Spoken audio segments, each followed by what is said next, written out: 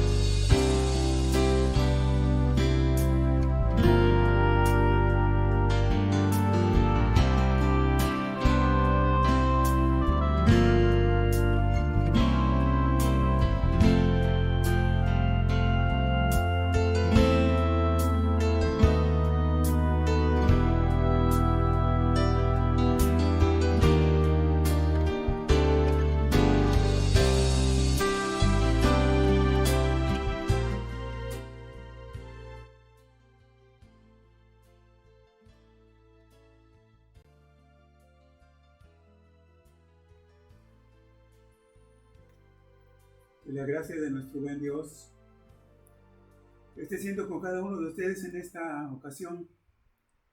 Es un privilegio el compartir la palabra del Señor. Y en esta vez quiero compartir el siguiente tema: llamados a ser santos. Llamados a ser santos. ¿Quién es el que llama, diríamos ya de primera intención? El que nos llama es Dios. Bien, tengo dos porciones bíblicas con las cuales dar inicio. Y la primera de ellas está en el libro de Levítico, capítulo 11, versículo 45,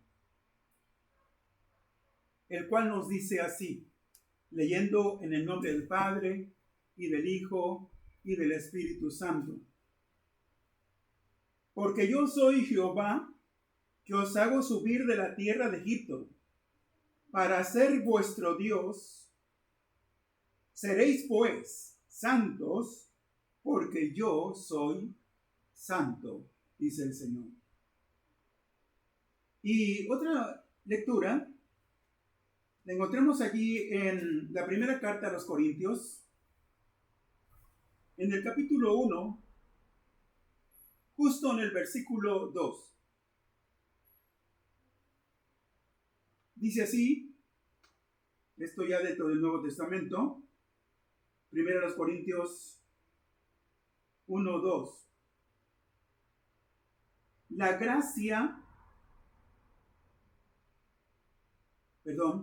iglesia de Dios que está en Corinto, a los santificados en Cristo Jesús, llamados a ser santos con todos los que están en cualquier lugar y que invocan el nombre de nuestro Señor Jesucristo, Señor de ellos y nuestro.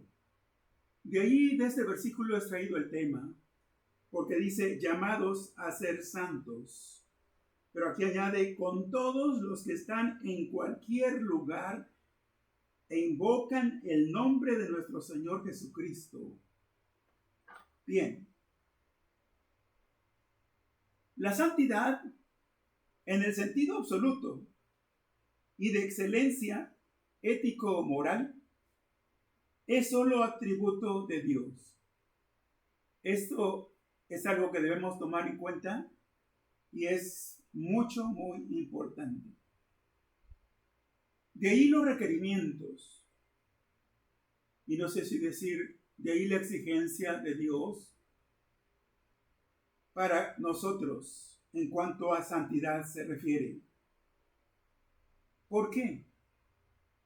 Porque la santidad, el estado de santidad, las condiciones de la santidad en la vida de los que pertenecen a Dios, es el gran deseo suyo. Y este deseo es desde siempre. Desde que el hombre fue creado, encontramos que Dios lo creó, Dios nos creó. Desde el capítulo 1 encontramos eso del libro de Génesis, muy conocido.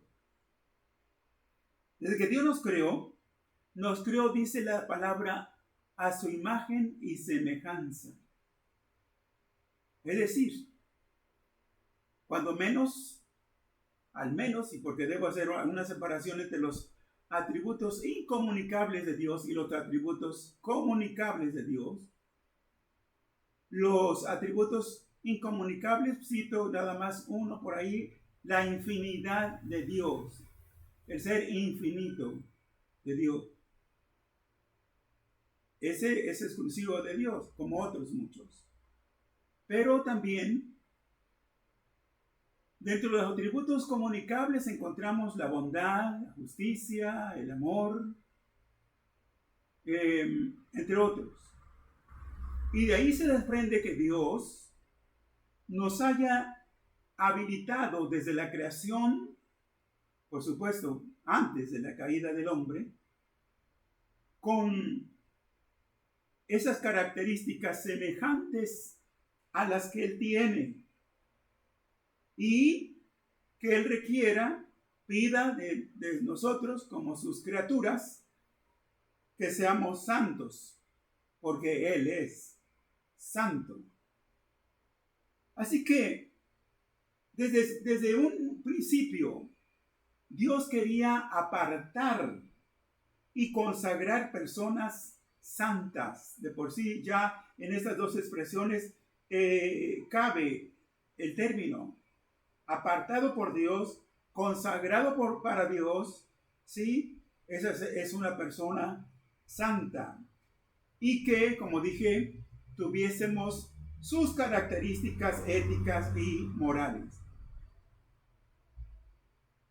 Más tarde, cuando Dios constituyó al pueblo de Israel como nación, esta nación fue, diríamos, santificada por Dios mismo. Es lo que leíamos allí en Levítico 11:45. Me seréis un pueblo santo, ¿sí? Dice el Señor, porque yo soy santo. Y Dios quería que su pueblo Israel fuera semejante a Él. Por supuesto, andando sus mandamientos, cumpliendo sus ordenanzas y estatutos, ¿sí? Y de esta manera caminando en santidad y dedicados a Él. Ahora, cuando empleo el término dedicados, consagrados también, consagrados a Él, diríase, bueno, esto es especialmente para las personas que están dedicadas con un ministerio, con una forma de servicio definido en la obra de Dios. Esto nos llevaría a pensar que la santidad es única y exclusiva para cierto grupo selecto de personas. No es así. Pensando todavía en el pueblo de Israel, en este caso serían los levitas. Y de allí, de entre ellos, el sumo sacerdote. Ampliando un poquito, bueno, los profetas, los reyes y nadie más. No, Dios, así como lo pensó y dispuso con el pueblo de Israel que toda la nación fuera una nación, un pueblo santo, lo mismo para nosotros como pertenecientes a la iglesia de Jesucristo, Dios pide eso. ¿Sí? La santidad no es exclusiva, la santidad no es únicamente para los que están en el ministerio. No. Ya leíamos allí en el versículo de primera carta a los Corintios. Sí, y por si hace falta, voy a leer otra vez. A la iglesia de Dios que está en Corinto. Esto marca una localidad.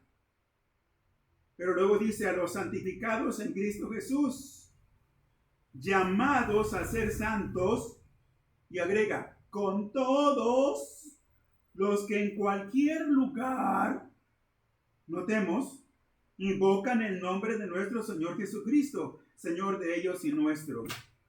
Así que, ¿cuántos y tantos invocamos el nombre de Dios a partir de allí? ¿Cuánto le tenemos y le consideramos como el Dios nuestro, como el Señor de nuestras vidas? Pero para nosotros, entonces, es la propuesta de Dios en cuanto a ser santos.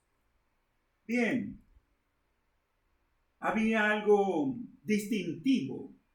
Me llama la atención que cuando el sumo sacerdote, en este caso Aarón, entraba o debía entrar, o antes de que entrara al lugar santísimo para ministrar a favor del pueblo de Israel, dice allí en Éxodo 28:36 que Dios dio una disposición y como parte del atuendo, de la vestidura, de las cosas que debería portar el sumo sacerdote, Dios dijo: harás además una lámina de oro fino y grabarás en ella como grabadura de sello. ¿Y qué iba a poner allí? ¿O qué se iba a poner allí? Santidad a Jehová. Ahí está. Entonces, santidad a Jehová. Y no era solo algo emblemático. Si el sumo sacerdote no llenaba los requisitos, los requerimientos de parte de Dios para entrar al lugar santísimo y ministrar de esta manera delante del Señor, moría. Inevitablemente moría. Bien. Entonces, cabe una pregunta todavía. ¿Qué significa vivir en santidad? Significa estar separado ceremonialmente de todo lo impuro y común. Es decir, de toda la mundanalidad. Cuando digo mundanalidad o hago alusión a la palabra mundo, el término mundo, no me refiero precisamente a la tierra como tal, al cosmos, a lo físico de la creación de Dios, sino al sistema de maldad que prevalece desde la caída del hombre hasta nuestros días. Eso es. Así que santidad significa estar separado ceremonialmente de todo lo impuro y común. Y, desde luego, reflejar en nuestra vida el carácter moral y ético de Dios. ¿Cómo hiciese Dios? En varias de las escrituras encontramos con respecto a esto, porque dentro de la naturaleza caída del hombre hay una tendencia, hay algo tendencioso a inclinarnos hacia el mal, o que seamos inclinados hacia el mal, o llevados a practicar el mal. Sí, el pecado. Y lo que Dios quiere es que estemos separados precisamente de las cosas pecaminosas. Para uso exclusivo, por cuanto ya le pertenecemos, para uso exclusivo de Dios y de las cosas santas. Y como ya explicaba, no atañe únicamente a los que directamente tengamos de parte de Dios un ministerio, sino a todos los creyentes, a todos los creyentes. Así como Dios es santo, por ahí el apóstol Pedro más tarde así lo señaló: vosotros seréis santos, dijo el Señor, porque yo soy santo. Esto es, Dios es distinto a todo lo demás y en consecuencia pues es santo. Dios no es afectado por nada ni contaminado por nada. Cuando por ahí se insiste en decir, declarar o pensar o creer que Dios es parte de la creación o Dios es todo lo que vemos, pues allí definitivamente estaríamos imaginariamente ligando, uniendo a Dios con la creación, como Él mismo siendo creado, y afectado, ¿verdad? Por una naturaleza o por una creación caída, afectada, por supuesto, en este caso, por Adán y Eva. Sí. Bien. Leyendo de Efesios 5, y con respecto a la iglesia, Efesios 5, versículos 25 y 26, nos dice allí, extrayendo una parte importante de Efesios 5, 25, 26, que Cristo, leo la última parte del 25, Cristo se entregó a sí mismo por la iglesia. Y al comienzo, o la primera mitad del versículo 26, dice, para santificarla. Eso es.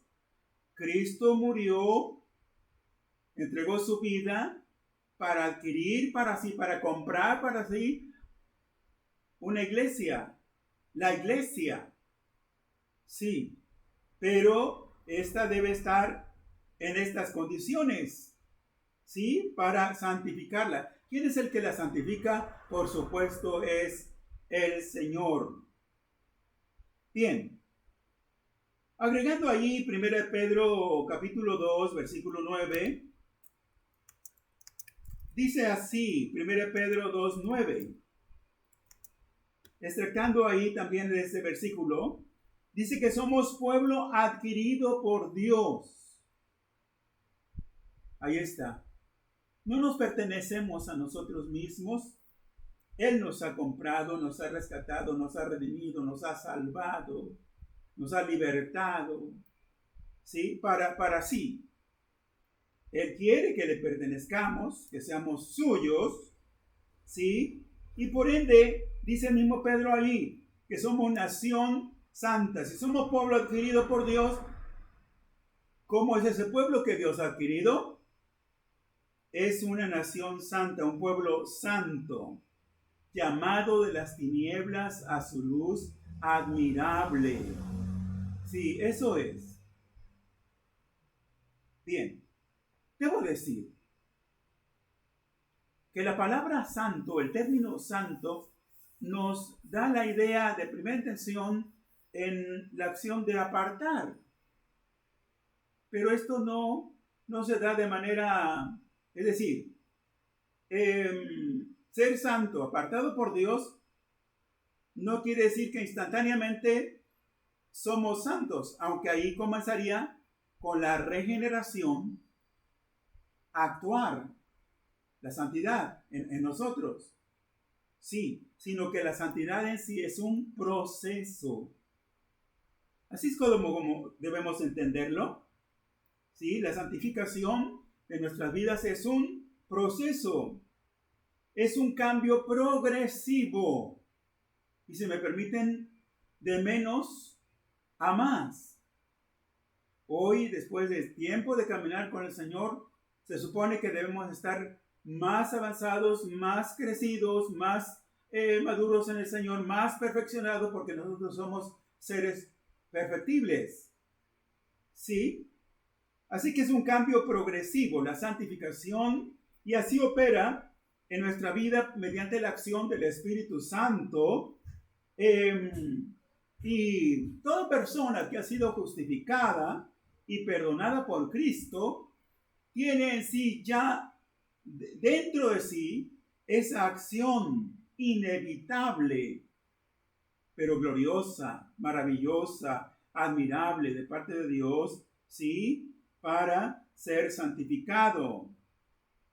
Así que Dios nos llama de un estado, de una condición bastante lamentable, diría, ¿sí? Y esto enfoca no solo a un determinado grupo de personas, sino que en términos generales. Allí, en primera carta a los Corintios, capítulo 6, versículos 9 al 11. Notemos, es un tanto fuerte esta escritura, pero que en su momento a todos nos atañe como personas pecadoras. Y no está incluido ahí o no aparece toda la lista en estos versículos, pero el énfasis que yo quiero ver o darle aquí especialmente es el contraste. ¿Quiénes éramos y quiénes se supone que somos o debemos ser ahora, ya estando en el Señor? Dice así la cita dada, 1 Corintios 6:9. ¿No sabéis que los injustos no heredarán el reino de Dios? No erréis, ni los fornicarios, ni los idólatras, ni los adúlteros, ni los afeminados, ni los que se echan con varones, ni los ladrones, ni los avaros, ni los borrachos, ni los maldicientes, ni los estafadores, dice ahí, heredarán el reino de Dios. Así que estando en esa condición, en cualquiera de esas condiciones y aún otras, estábamos descartados. Y eso en términos, insisto, ¿cómo insisto en esto especialmente? Estábamos todos descartados. Por ahí dice el apóstol Pablo cuando escribía a los Romanos en el capítulo 1, no hay justo ni aún uno, no hay justo ni aún uno. Pero notemos el contraste. Notemos el contraste allí. ¿Sí? Porque dice, el versículo 11, y esto erais algunos, ¿sí? Mas ya habéis sido lavados. Qué cambio tan grande, tan notorio, ¿sí? De parte de Dios para nuestras vidas. Sí, mas ya habéis sido lavados. Ya habéis sido santificados. Es el tema de hoy.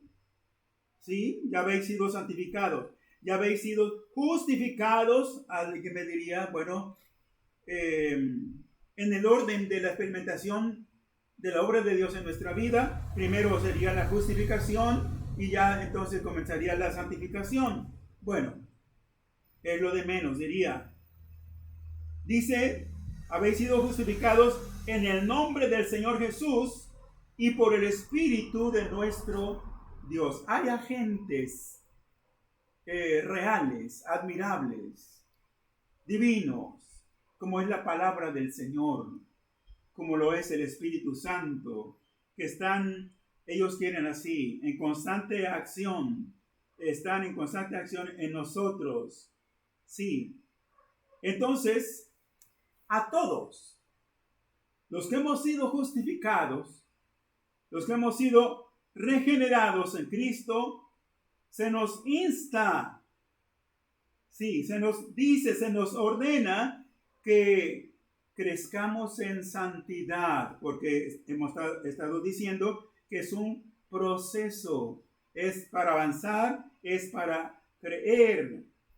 Para tal fin ya Dios ha puesto a disposición todos los recursos necesarios. He mencionado dos, la misma palabra del Señor y desde luego el poder y la gracia del Espíritu Santo actuando de manera decidida en nuestra vida hasta donde nosotros mismos se lo estemos permitiendo. Bien, la santificación es un efecto continuo.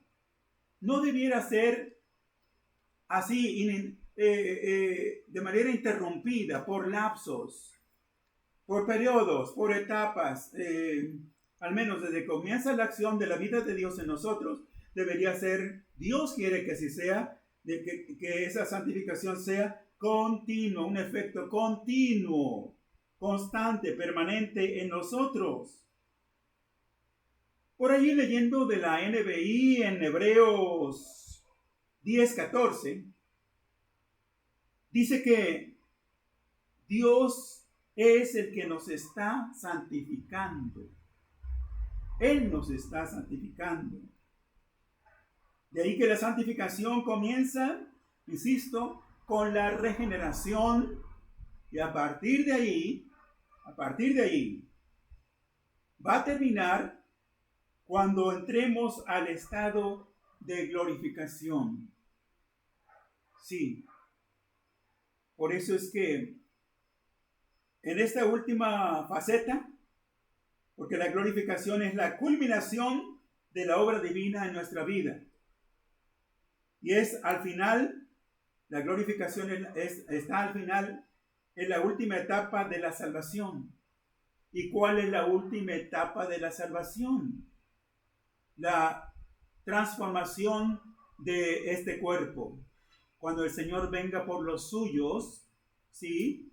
Dice la palabra del Señor que eso es lo que va a ocurrir. Seremos transformados. Se nos dará un nuevo cuerpo. Este cuerpo finalmente va a ser redimido. Está incluido ese cuerpo dentro de la salvación realizada, consumada por Cristo allá en la cruz del Calvario.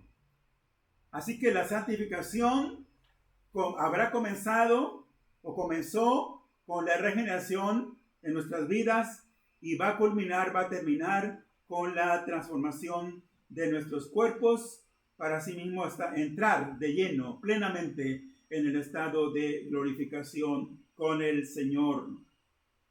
Bien, el llamado de Dios a ser santos continúa hasta el día de hoy. Dios no ha cambiado de idea. Su plan no se ha modificado. Es el gran deseo suyo. Y somos llamados a vidas santas. A vidas santas. No incluye aquí el asunto o el tema de la perfección, porque diría, bueno, esta misma la alcanzaremos en la última etapa. Pero se nos dice que debemos rechazar las prácticas impías e inmorales de este mundo y estar o vivir lo más apartado al margen de cualquier cosa que pueda contaminar nuestra vida, la pueda afectar y desde luego empañar esa santidad en nosotros y por ende caer en una condición de desagrado delante de nuestro Dios.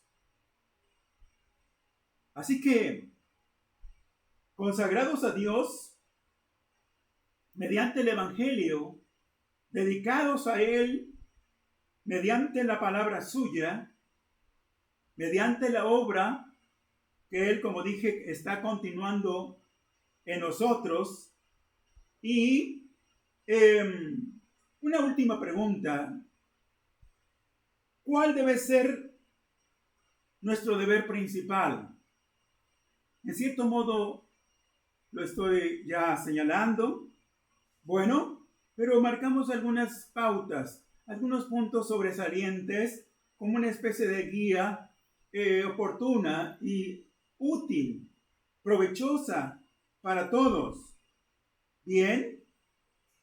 Número 1, practicar constantemente la búsqueda de Dios, estar en constante búsqueda de Dios. Alguien decía, bueno, si vamos a estar buscando a Dios todo el tiempo, quiere decir que no lo habremos encontrado. Es una expresión muy, muy común, ¿verdad? Pero que nos damos a entender para decir que ser asiduos, para estar lo más cerca posible del Señor, ¿sí? Y recurrir a un sincero autoexamen. La palabra del Señor nos insta a eso. Examinaos, dice el Señor. Examínense ustedes mismos si están en fe. Examinaos, dice Pablo. También examínense a cada uno a sí mismo. Pruébese, dice. Ajá. Así que bien entendemos, ¿verdad?, de qué se trata allí. Hijitos míos, dice el apóstol Juan, si vuestro corazón no os lo reprende, mayor es Dios que nuestro corazón. Allí en esta escritura, corazón viene a ser tomado como la conciencia, ¿sí? Como diciendo, si la conciencia de ustedes no los reprueba, pues no se confíen del todo. Porque mayor es Dios que nuestras conciencias o mayor es Dios que nuestros corazones. Así que Él tiene siempre la primera y la última palabra en cuanto a calificar cualificar y cuantificar nuestras vidas. Sí. ¿Qué más tenemos que hacer? Leer y meditar en la palabra de Dios. Cuán útil y provechoso es esto. Adorar a Dios en comunión con otros creyentes. No dejar de congregarnos, dice el autor a los Hebreos. ¿Qué más? La negación de sí mismo. Dice el Señor, niéguese a sí mismo. Pero él agrega, tome su cruz y sígame. Sí, los deseos de esta naturaleza, de esta carne, son, ¿verdad?, hacia las cosas vanas y pasajeras de esta vida. Sí, y ese renunciar constante es una elección. Sí, desechando unas cosas, prefiriendo otras, en este caso las cosas de Dios. Y la oración, y por supuesto la práctica del bien. Cada uno podemos agregar alguna cosa a estos 7 puntos, ¿sí?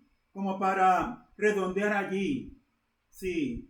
Para una ocupación real, efectiva, valiosa delante del Señor, para una vida agradable, ¿sí? Para la gloria de su nombre. Bien, en conclusión, hay un camino de santidad trazado por el Señor ya. Y no debemos desviarnos ni a la derecha ni a la izquierda. No, hay un camino de santidad, hay lineamientos, sí, ya trazados, bien definidos por Dios a través de su palabra, para que cada uno caminemos delante de Él como a Él le agrada. Y debe ser de un constante aprendizaje. ¿Qué lecciones tan grandes nos da el diario vivir y el diario caminar con el Señor? ¿Sí? Grandes lecciones, por supuesto. ¿Por qué? Porque constantemente tenemos que quitar todo aquello que es sucio e impuro de nuestra vida, ¿sí? Y preferir las cosas santas, las cosas agradables, las cosas que honran y glorifican el nombre de Dios. Hoy es un día muy especial, un día muy hermoso, para que, si no nos hemos consagrado a Dios, lo hagamos con todo nuestro corazón. No perdamos esta oportunidad y el llamado que Dios nos hace a ser santos. Y no nos impacientemos. A veces como que llegamos a incurrir en ello, diciendo, pero ¿en qué he mejorado? ¿Qué cambios se pueden advertir en mi vida? No noto nada, ninguna mejoría en mi ser. Sigo siendo el mismo.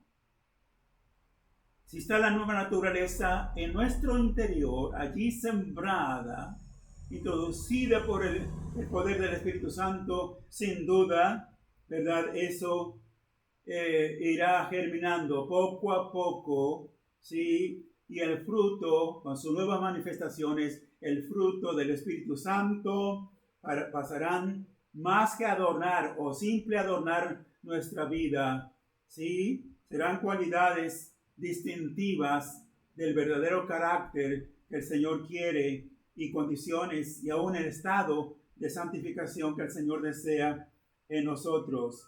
Y tengamos siempre presente que sin santidad nadie verá al Señor.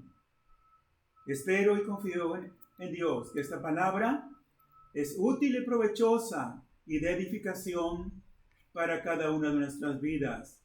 Que Dios nos guarde y Dios nos bendiga, y si el Señor lo permite, hasta la próxima ocasión.